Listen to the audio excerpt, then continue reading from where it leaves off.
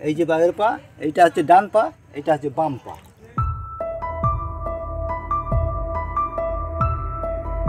এতদিন বনে জঙ্গলে লোকালয়ে এদিক থেকে ওদিক দাপিয়ে বেরিয়েছে, আতঙ্কে ফেলেছে সাধারণ মানুষকে।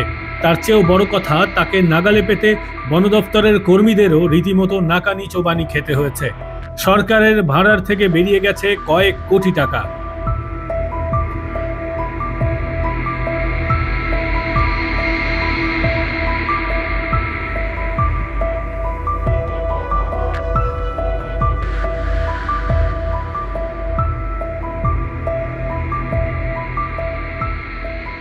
এবার সেই তিনি হাজির হয়েছেন একেবারে গৃহস্থের বাড়িতে।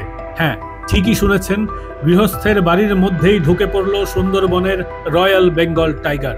স্থান দক্ষিণ 24 পরগনার কুলতলির মইপিঠ কোস্টাল থানার গুরগুরিয়া ভুবনেশ্বরী অঞ্চল। বাঘ ঢুকে পড়েছিল মধ্য গুরগুরিয়ার গিরি পরিবারের একেবারে ঘরের মধ্যে। এইখানে এই পাটা পড়েছে, এই যে এটা আঁচলের দাগ না, এটা হচ্ছে নখের দাগ। এইভাবে বসার মানে বসতে গেছে, আর এইখানে একটা বালতি, জলের বালতি ছিল, আর এই থালাটা ছিল। ও বসতে গিয়ে, মানে বড় জিনিস তো, বসতে গিয়ে এই থালাটা এইখানে এরকম পড়ে যায়। পড়ে যাওয়ার ফলে ও কিন্তু আতঙ্কে বার হতে গিয়ে এইটা আঁচড় পড়েছে, গিয়ে এই ধাক্কা খেয়েছে। ধাক্কা খেয়ে এইখানে পা পড়েছে, আঁচড় পড়েছে, পড়ে এই যে বার হতে গিয়ে বাম পাড়ের আঁচড়টা এইভাবে পড়েছে। পড়ে এইখানটা সরলে বার হয়ে একবারে ওই যে এইখান থেকে, এইখানে একটা ছিল, সেটাই হয়নি, দিয়ে এই যে পা পড়েছে, এইখানটা জাম দিয়ে, এইখানটা জাম দিয়ে ওই একটা পা, ওই একটা পা।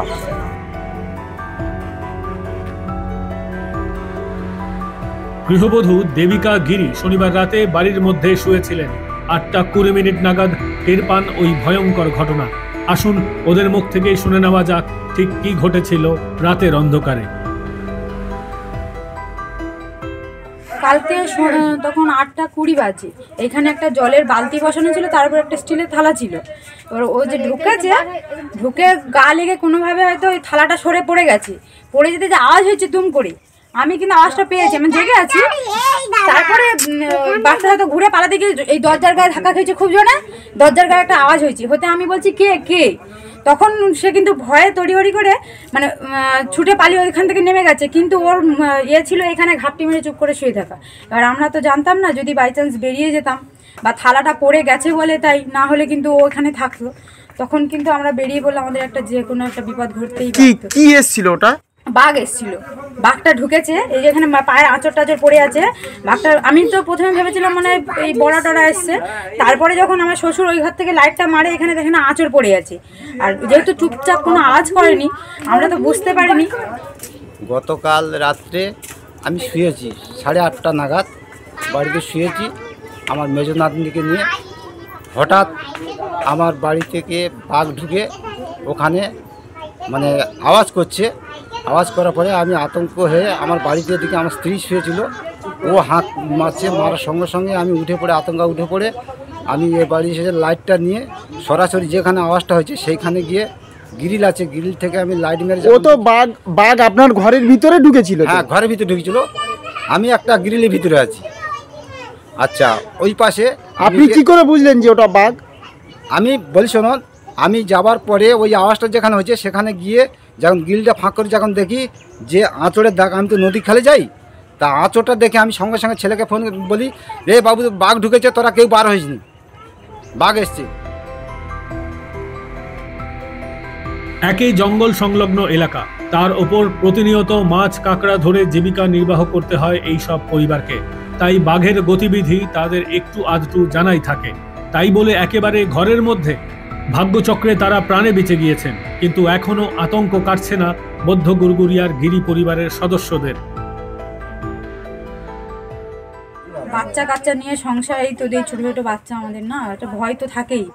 ওই বাথরুমে আসতে হবে আমাদেরকে এই রাত্রিবেলা, দরজা টরজা খুলে। তখন তো সরকারের কাছে তাই বলবো, এই আমাদের এই নিয়ে 5 বার 6 বার হচ্ছে যে বাঘটা পার হলো, তাহলে এর একটা ব্যবস্থা কেন করা হচ্ছে না? আমরা তো এখানেতেই এই জঙ্গলের মধ্যে এই ফাঁকার ঘর, আমাদের কোনো বিপদ ঘটে গেলে তখন কি হবে?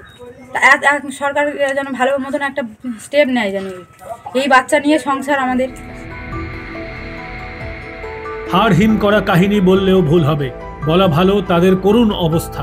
চোখে মুখে এখনো আতঙ্কের ছায়া। বারে বারে সুন্দরবনের জঙ্গলের বাঘ আসছে লোকালয়ে, এমনকি বাড়ির মধ্যেও বাঘের হানা।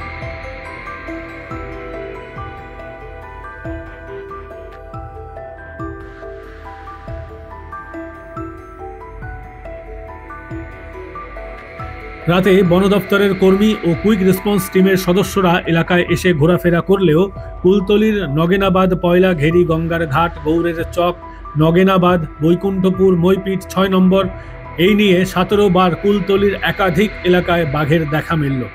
এলাকার মানুষ ভয়ে সিটিয়ে আছেন। সুন্দরবনের রায়দিঘি রেঞ্জে ৪৭ কিলোমিটার ফেন্সিংয়ের নেট থাকলেও এই মুহূর্তে তা অকেজো। ফলে এলাকার মানুষ কবে শান্তিতে ঘুমোতে পারবে সেটাই এখন বড় প্রশ্ন। ব্যুরো রিপোর্ট, মাধ্যম।